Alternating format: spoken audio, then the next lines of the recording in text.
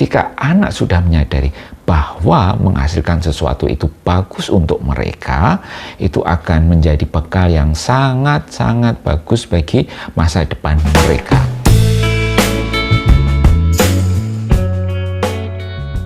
Hello parents, jumpa lagi dengan Edi Sakyus. Di video sebelumnya, saya sudah bahas tentang bagaimana membuat anak yang kecanduan gadget itu menjadi lebih produktif. Nah, sekarang bagaimana cara mendeteksi bahwa anak kita sudah mulai tidak produktif dan buang-buang waktu. Kita perlu membahas masalah produktivitas anak ini karena apa? Produktivitas itu tidak bisa dimunculkan seketika atau tiba-tiba. Tetapi produktivitas harus dibiasakan dari kecil. Nah, sekarang semua orang tua di dunia menghadapi masalah yang sama terkait dengan kecanduan anak-anak terhadap gadget, terhadap game online, terhadap handphone mereka.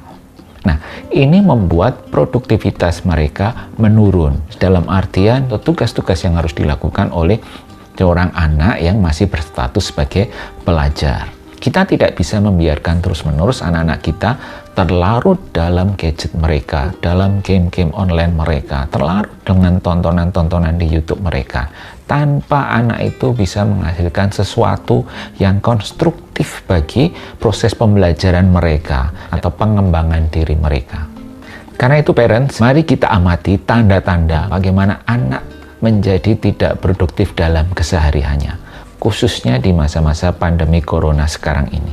Tanda pertama, PR atau pekerjaan rumahnya tidak beres. Ketika anak-anak sudah mulai harus belajar di rumah, mengikuti semua arahan atau petunjuk gurunya, harusnya kalau anak produktif, semua tugas-tugasnya diselesaikan tepat waktu. Semuanya terselesaikan sepenuhnya, tidak hanya beberapa bagian saja.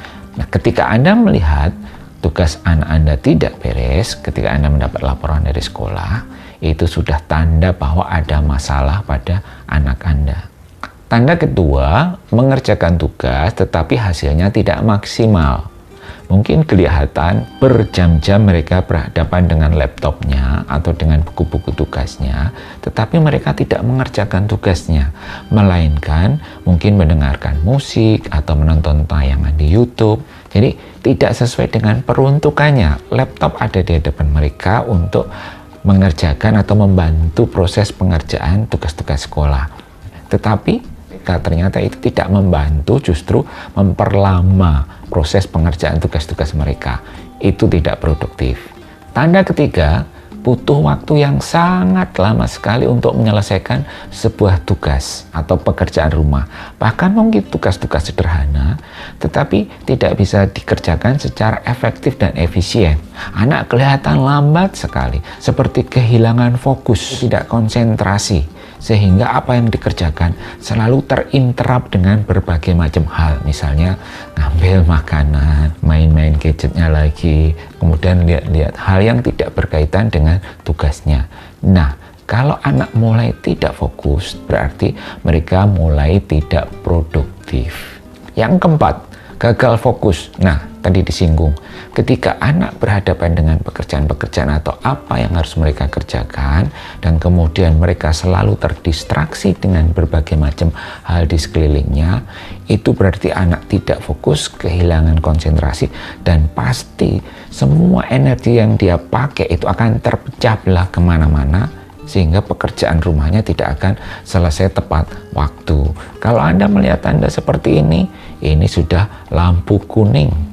Yang kelima, berjam-jam memegang gadget mereka, tetapi tidak ada hasil yang jelas. Misalnya, ketika anak diminta oleh pihak guru atau sekolahnya untuk explore internet, misalnya untuk mencari materi-materi tertentu, clipping-clipping tertentu, bacaan-bacaan tertentu, tetapi mereka menggunakan waktu yang sangat lama sekali untuk memegang gadgetnya. Dan kemudian, ketika ditanya, sudah selesai belum PR-nya? Belum. Nah, itu tandanya mereka memang pegang gadget, memang seolah-olah mereka mengerjakan tugas, tetapi sebenarnya mereka sedang mengonsumsi hal yang lain. Mungkin main game, mungkin nonton film, mungkin nonton kartun, apapun. Karena apa? Semuanya tersedia di gadget mereka. Tanda keenam, biasanya anak mulai mudah lelah dan makannya berkurang. Ya, nafsu makannya turun. Kenapa? Pikirannya, fokusnya adalah kepada gadget mereka, pada game mereka, pada permainan-permainan yang mereka temukan di berbagai macam aplikasi atau tontonan-tontonan yang sangat ingin mereka nikmati saat itu juga. Ya, Anda pasti sering mendapati ini ketika anak-anak Anda kecanduan gadget. Ya, mereka menjadi tidak peduli lagi hal lain selain apa yang sedang dipegang.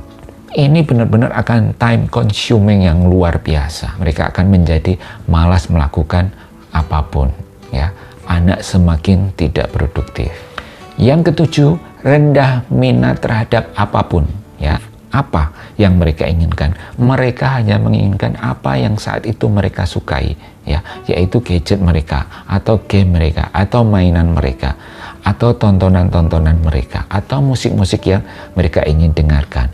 Anda mau menyarankan misalnya, ayo menggambar, mereka nggak berminat. Anda sarankan, ayo latihan menulis, mereka juga tidak berminat. Atau Anda mau ajak melakukan pekerjaan-pekerjaan rumah yang ringan untuk mengisi waktu selama pandemi corona, mereka juga tidak berminat. Ketika anak kurang berminat atau hanya fokus pada satu hal yang time consuming, ya, yang sifatnya kecanduan, ya, dan mereka rendah minat terhadap berbagai macam hal yang lain, itu tanda-tandanya anak mulai menurun produktivitasnya. Yang kedelapan, ini jelas sekali, mudah capek dan suka tidur berkepanjangan. Ya, anak ketika menghabiskan waktu cukup panjang untuk bermain game, untuk bermain gadgetnya, ya, itu benar-benar menguras energi mereka, parents. Ya, nah, ini menimbulkan dampak anak ini pada waktunya akan sangat kelelahan dan kemudian mereka tidur lama sekali. Ya, nah, tidurnya pun akan berubah-ubah jam atau waktunya. Ya, dari yang biasanya tidur jam 9 malam kemudian molor jadi jam 10, jadi jam 11, jadi jam 12. Bahkan kadang-kadang kalau anak mulai kecanduan gadgetnya, main game online, mereka bisa sampai pagi. Ya, saya juga menemui fenomena yang sama di anak-anak saya. Nah, ini menunjukkan bahwa mereka harus mulai diberikan treatment tertentu untuk menghindarkan mereka dari keberlanjutan dalam kondisi tidak produktif. Saya sudah membuat sebuah video untuk meningkatkan produktivitas anak Anda. Anda bisa cek di video di atas. Di situ saya jelaskan langkah-langkah apa, ya, tips-tips apa saja yang bisa dilakukan oleh orang tua untuk menghindari improduktivitas anak-anak mereka. Nah, parent, ketika Anda menemukan tanda-tanda seperti tadi, sudah saatnya Anda menaruh perhatian lebih kepada anak Anda untuk memperbaiki keadaannya. Ya, ketika anak-anak tidak produktif, ini akan sangat destruktif sebenarnya terhadap proses pengembangan diri mereka. Apalagi dalam kondisi pandemi corona sekarang, anak banyak waktu di rumah, anak harus belajar di rumah, tetapi godaannya juga sangat besar. Ya, mereka akan selalu menuntut untuk mendapatkan gadget mereka. Mereka akan mengatakan bosen ini, bosen itu. Kondisi seperti itu membuat anak stres. Saya sudah buatkan videonya 15 tips untuk menghindari kebosanan anak pada saat pandemi corona. Parent, Anda pasti ingin hari-hari anak Anda diisi dengan kegiatan-kegiatan yang produktif. Kenapa?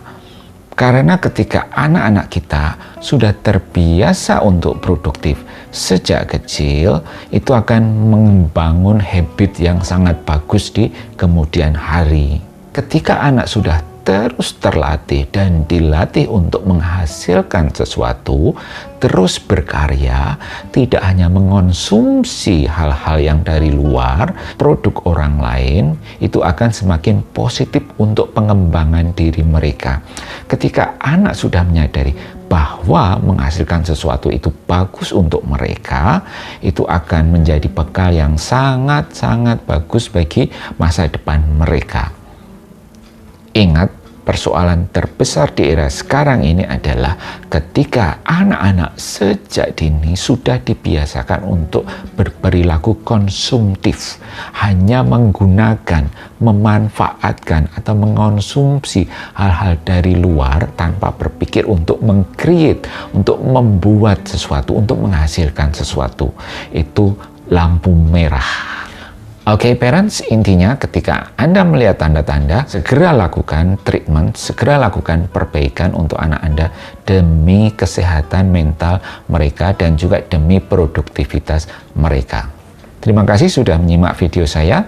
Jika Anda menemukan manfaat dari video ini, jangan sungkan-sungkan untuk membagikan kepada rekan-rekan yang lain. Sampai ketemu di video-video berikutnya. Jika ada pertanyaan, silahkan tuliskan di bawah. Semoga nanti kita bisa bahas di video-video berikutnya. Terima kasih, sampai jumpa.